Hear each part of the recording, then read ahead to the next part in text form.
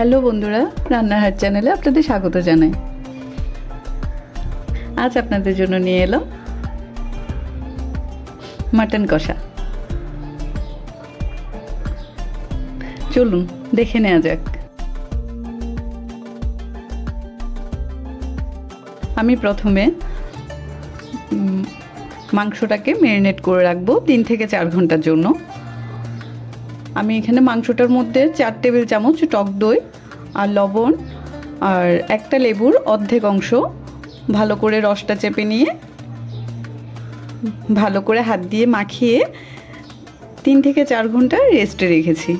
ছাগলের মাংসটা যত বেশি এভাবে ম্যারিনেট করে রাখা যাবে, যত বেশিক্ষণ সময় ধরে রাখা যাবে, তত ভালোই খেতে টেস্ট হবে, মাংসটাও খুব দ্রুত নরম হয়ে আসবে। এবার অন্য পাশে 2টা বড় সাইজের আলুকে টুকরো করে নিয়েছি। এরপর হলুদ, লবণ আর মরিচের গুঁড়ো দিয়ে ভালো করে মাখিয়ে রেখেছি।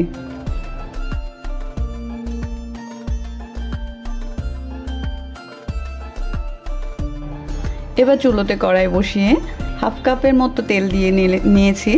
তেলটি গরম হয়ে এলে আলুগুলো সবার আগে ভেজে তুলে নিচ্ছি।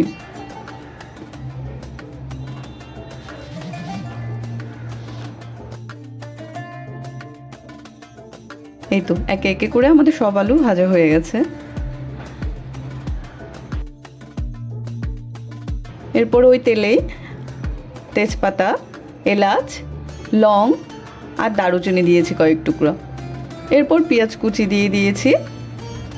আমি এখানে বড় সাইজের 3টি পেঁয়াজ নিয়েছি। এবার পেঁয়াজ কুচিটা ভালো করে একটু নেড়ে চেড়ে ভেজে নেব।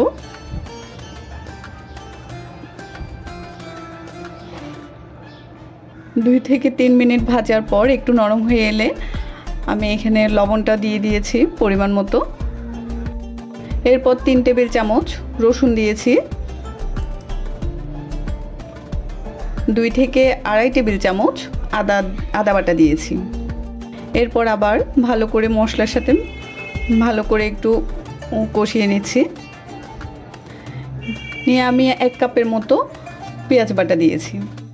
এই তো ভালো করে একটু নেড়ে চেড়ে একটু কষানো হয়ে এলে মশলার কাঁচা গন্ধটা যাওয়া পর্যন্ত একটু অপেক্ষা করে ভালো করে একটু কষিয়ে নিয়ে এরপর হলুদের গুঁড়ো, ধনিয়া আর জিরা আর কাশ্মীরি লঙ্কার গুঁড়ো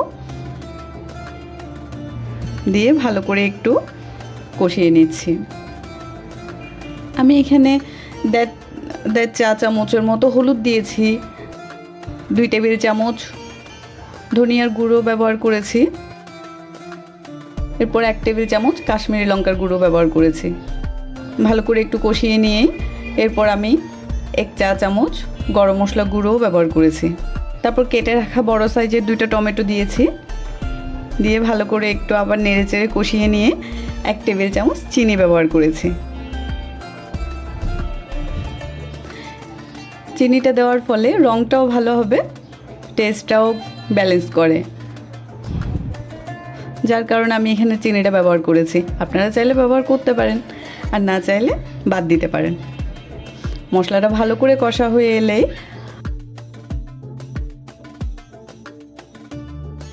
আমি ম্যারিনেট করে রাখা মাংসগুলো দিয়ে দিলাম। মাংসটি দেওয়ার পরে ভালো করে একটু নেড়ে চেড়ে কষিয়ে নিচ্ছি। মাংসর টেস্ট নির্ভর করে খুব ভালো করে কষানোর উপর। যত ভালো করে যত সময় নিয়ে ভালো করে কষাবেন টেস্টটাও খুব ভালোই আসবে।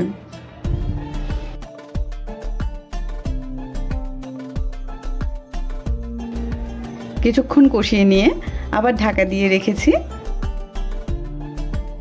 দেখেন কি পরিমাণ জল বেরিয়ে এসছে। আমি এখন অবধি এক্সট্রা কোনো জল ব্যবহার করিনি। ঝোল যা দেখছেন সব মাংসের গা থেকে বের হয়েছে। এই পর্যায়ে আমি একটা জায়ফলকে ভালো করে গুঁড়ো করে দিয়ে দিয়েছি।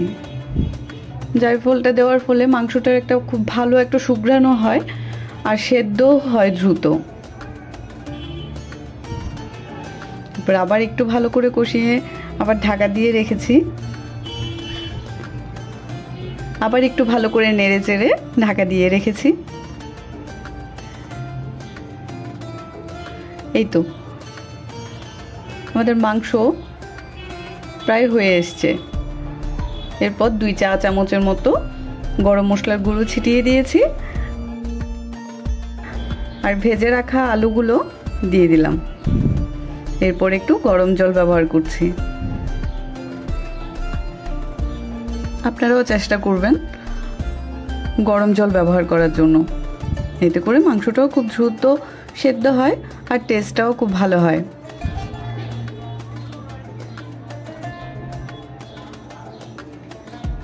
এরপর চারপাশ থেকে একটু ভালো করে নাড়িয়ে চাড়িয়ে আলুগুলোকে একটু ভালো করে ঝোলে ডুবিয়ে দিচ্ছি। এই তো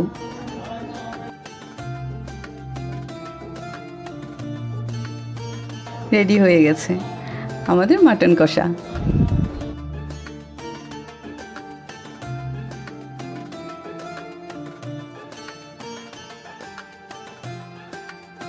আমি এবার পরিবেশন করছি। আমি সেদিন বাসন্তী পোলাও করেছি। মাটনের সাথে বাসন্তী পোলাওটাও আমার খুব ভালো লাগে। বাসন্তী পোলাও রেসিপিটাও আমার চ্যানেলে দেওয়া আছে, আপনারা চাইলে দেখে নিতে পারেন। যদি আপনারা রান্না করে থাকেন তাহলে অবশ্যই কমেন্ট করে জানাবেন। ভালো লাগলে একটা লাইক দিবেন, শেয়ার করে অন্যদের দেখার সুযোগ করে দিবেন। যদি চ্যানেলটি সাবস্ক্রাইব না করে থাকেন তাহলে প্লিজ সাবস্ক্রাইব করে দিবেন।